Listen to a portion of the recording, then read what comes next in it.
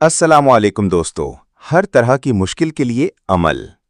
इशा के बाद का वजीफा। वजीफा का नाम या अल्लाह, या रज़्ज़ाक, या फत्ताह का विर्द। तरीका: 1. इशा की नमाज पाबंदी से अदा करें। 2.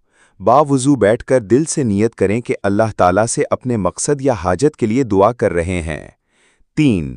दुरूद शरीफ 11 मरतबा पढ़ें। दुरूद इब्राहीमी या कोई मुख्तसर दुरूद जैसे सल्लल्लाहु अलैहि वसल्लम भी पढ़ सकते हैं। 4. फिर या अल्लाह, या रज़्ज़ाक, या फत्ताह 100 मरतबा दिल से यकीन के साथ पढ़ें। 5. आखिर में फिर दुरूद शरीफ 11 बार पढ़ें। 6. हाथ उठाकर अपने अल्फाज में दुआ करें और अल्लाह ताला से अपने मसाइल का हल मांगें। फ़वाइद: रिज़्क़ में बरकत, बंद दरवाज़ों का खुल जाना, दिल का सुकून, रूहानी तरक्की, मुश्किल हालात में आसानी।